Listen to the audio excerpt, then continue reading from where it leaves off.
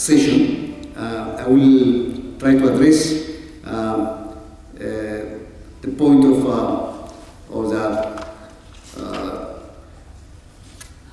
significance of trying to systematically conceptualize person-centered medicine and research that is being done in this regard.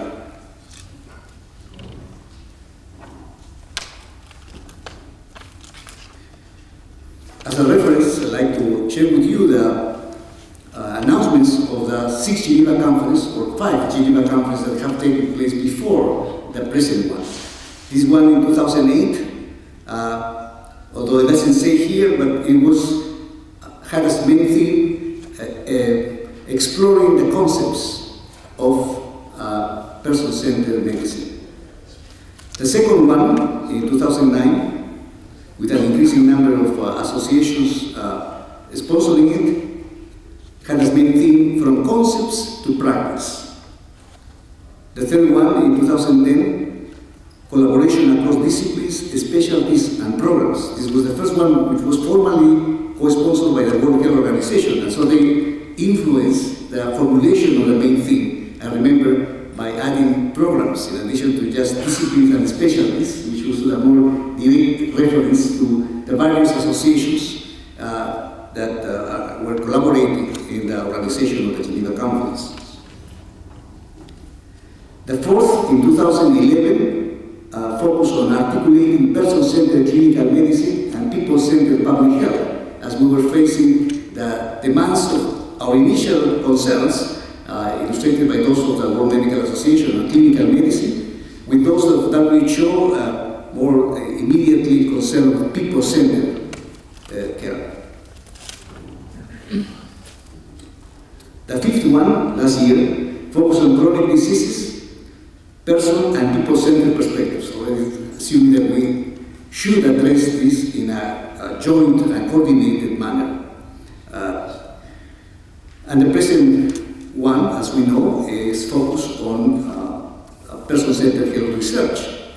And so this gives a panoramic idea of how these various meetings in Geneva have tried to implicitly figure out or map what we think is person-centered medicine, at the same time try to connect to the practices of clinical care, rather than just staying in Mount Olympus, and then more specifically with some more particular concerns, be this articulation between clinical medicine and public health, or the relationship among various professions, specialties, disciplines, or major clinical problems, chronic diseases, or as they sometimes say in WHO, chronic disease, given that they have a lot of commonalities in terms of their risk factors. So, within that process, we were very stimulated by being asked by the World Health Organization at that time, in 2011, to look at the issue of how we could more systematically conceptualize person-centered medicine and start exploring ways of measuring person-centered medicine in terms of degree to which we seem, or health systems seem to be moving towards person-centered care.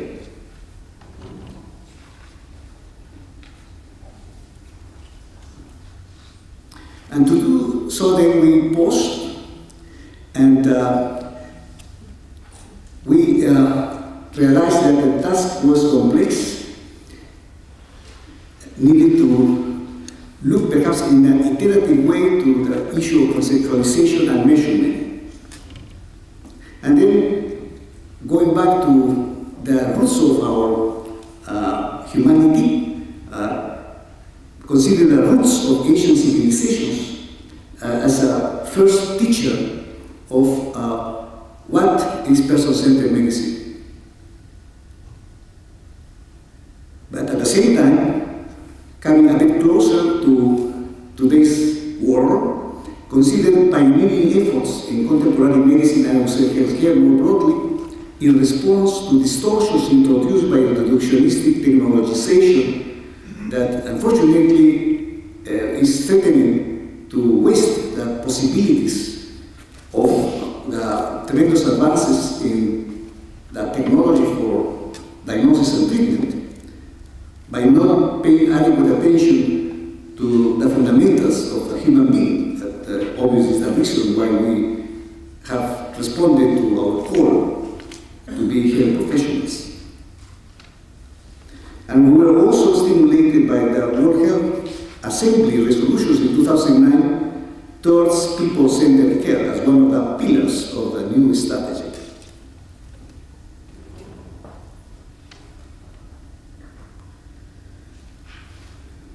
So, as I just mentioned, we started this study in 2011, emerging from the collaborative process represented both by our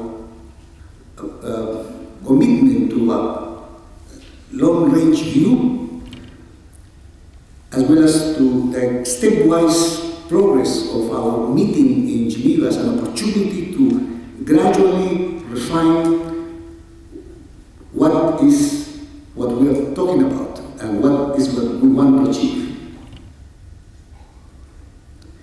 And more pointedly, identify the conceptualization of both person and people-centered care. And furthermore, the development of measures to assess progress towards person-centeredness. It was really a collegial relationship with WHO, because our colleagues in the Department of Health Systems, for example, who had to respond to the mandate from the Assembly to pay attention to the recommendations of the 2009 Assembly that called for people-centered care. They started also accepting that we could start using also person-centered care. And this afternoon, the Dr. Mohamed Taghi Jassami made a masterful presentation clarifying and supporting why it makes sense to talk about person-centered care, even when we are at a public health level.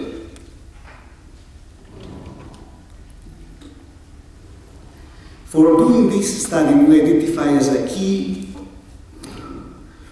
avenues to approach the following: systematic literature reviews, so that we can, as Baltasar Garcia does in the Criticon, talking to the deaf, but also interactive consultations with broad international panels, talking to the alive. And then the development of prototype instruments, as also Baltasar Garcia would say, and I hope that Juan Pérez Miranda, eminent Spaniard vice rector of the University of Francisco Vitoria in Madrid, would say talking to ourselves by trying to generate products that are well thought out.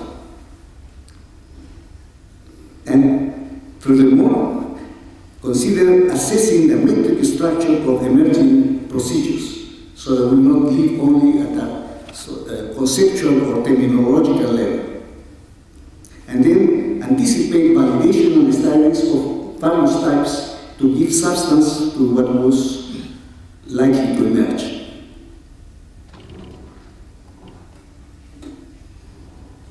Now, more specifically, the study objectives and methods can be summarized this way. We conducted explorations of the systematic literature concerning the historical, clinical, public health, and ethical basis of person and people-centered healthcare systems in terms of distinctive procedures, services, and policies. Trying to find our way around using several keywords to try to have a reasonable chance to identify significant or interesting papers.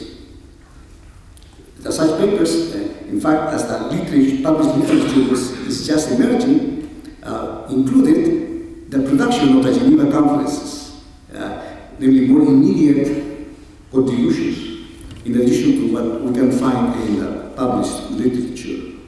Of course, now we have an international journal of person-centered medicine, so we can optimize and potentiate the contributions of the Geneva Conference and from different corners of the world who are continuously and growingly contributing to our journal.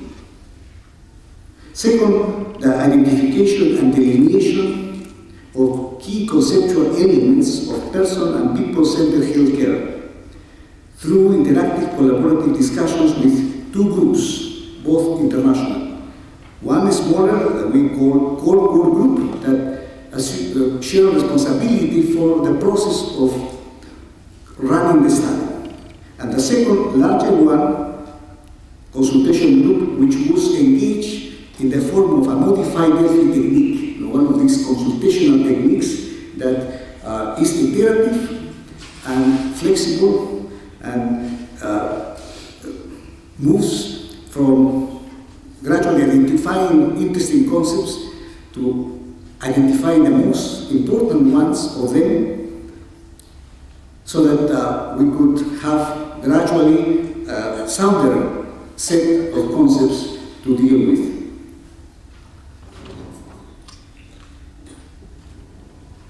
Third, the development of a prototype person-centered care index, namely a relatively simple way to provide an indication of person-centeredness, and therefore the possibility of assessing progress towards person and people-centered health systems based on a suitable scaling of such key factors that have been identified earlier. And finally, a preliminary validation of the person-centered care index in terms of its content or face validity, as well as its applicability or feasibility to available health systems, available to the members of the broad international consultation group who were asked, in addition to the contribution they have made to the development of this instrument, to apply such instrument to accessible health systems, which could be the country system or the clinic health type.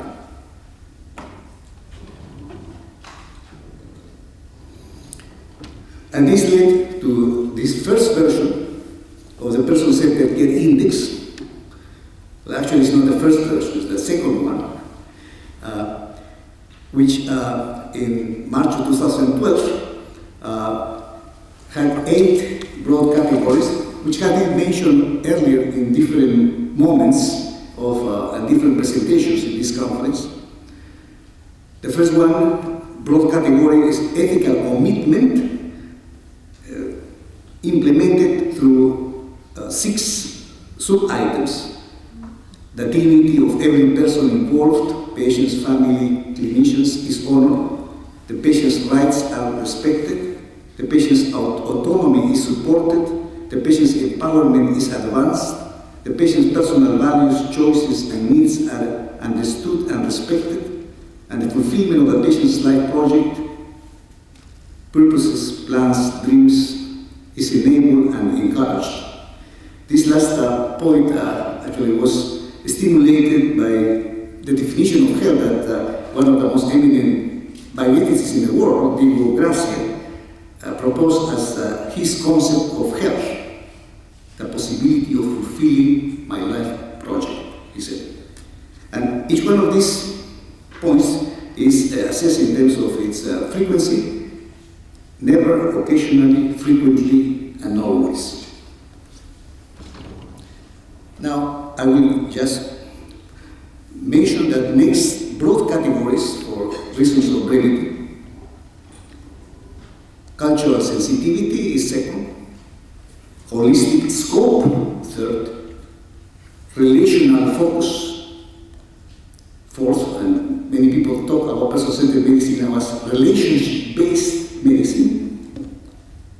5, individualized care is another major point, which also leads to sometimes a confusion with another concept that looks similar but is actually, unfortunately, different, which is personalized medicine or individualized medicine. is unfortunate because it's still quite reductionistic. But the individualization of care that is central to personalized medicine is part of person-centered medicine. On the other hand, unfortunately, looking at the totality of the person is not a central or even a marginal element of personalized medicine. And this morning there was a discussion about this led by our distinguished colleagues from Gothenburg.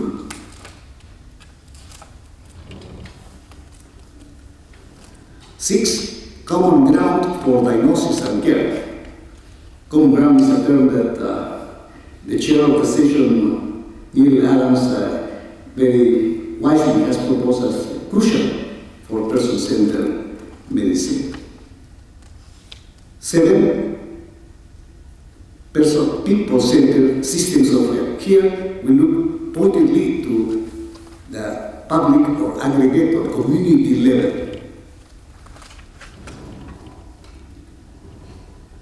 And then 2 crucial support activities: person-centered education, training, and research.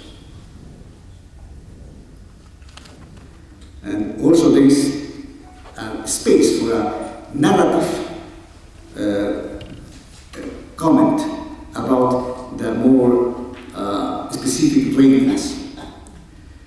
Now, in addition to this schema, this preliminary index, we have conducted more recent studies. One, the exploration of the correlational structure of the person-centered index, person-centered care index, by analyzing the profiles of the accessible care systems that the consultation group members contributed, which led to the elucidation of factorial structure of this index and the dimensionality of it. And Professor Leven Kirishi is an eminent biostatistician, professor of statistics at the University of Pittsburgh, has been not only very involved in all this process, but also he will speak in the third paper on, I believe, some illustrations of work to look at the dimensionality of person-centered medicine. Other set of studies have been on the determination of the correlation of each of the person-centered care index broad categories and individual items with a global average score, and the identification through that procedure of promising subsets of broad categories and specific items to predict the global average score, and then perhaps lead to a more efficient way of assessing persons-centered care. Third, we have conducted pilot assessment of the inter-rater reliability of the PCI in Lucknow, India, Santa Cruz, California as well. And more recently, the determination of the content validity of the PCI, not only from the viewpoint of the members of the consultation group, but from a completely new and external group, those of mental health service users, who tend to be quite critical of our field, and therefore perhaps better prepared to give an independent opinion. Well, I'm pleased to report that the results of these studies that I just mentioned have been quite promising. The inter-rater reliability, both in India and Santa Cruz, in general has been quite encouraging, and the content validity or acceptability or face validity in the views of mental health service users in London has been also quite substantial.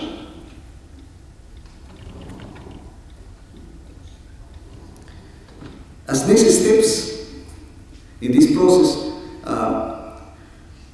we look to the comparison of the person-centered care index with the emerging results from studies across the world on the conceptualization and measurement of person-centered medicine. And here in this conference of Geneva, we have had, for the past 2 years, papers one from Netherlands, another one from Belgium, providing their own efforts to try to assess the dimensionality of person-centered medicine.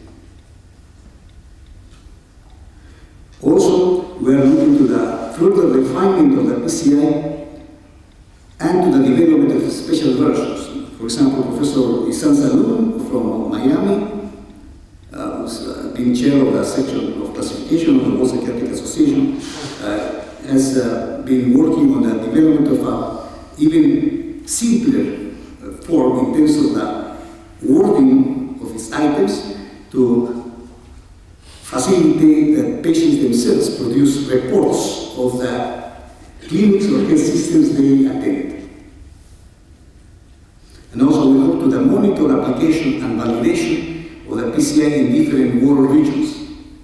For example, at one point, and this is an issue to be engaged, Professor Verdi van Staden from Pretoria expressed interest to have students and perhaps colleagues of his in South Africa to experiment or work or apply the PCI. Now it is readier to be used. Still in the process of validation in each place, as it should be with any instrument, but also with the possibilities of already yielding some interesting results of a different type, and perhaps giving additional information of interest concerning different systems that may be of interest.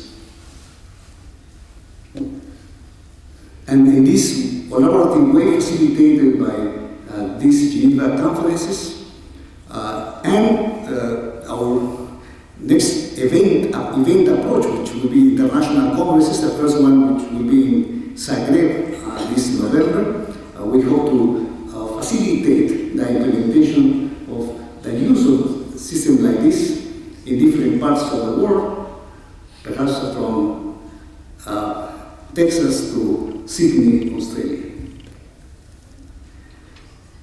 And with this, I thank you for your attention to my presentation. I hope that you will be interested to be attentive to what may be coming out from this effort to more systematically conceptualize and measure person-centered medicine.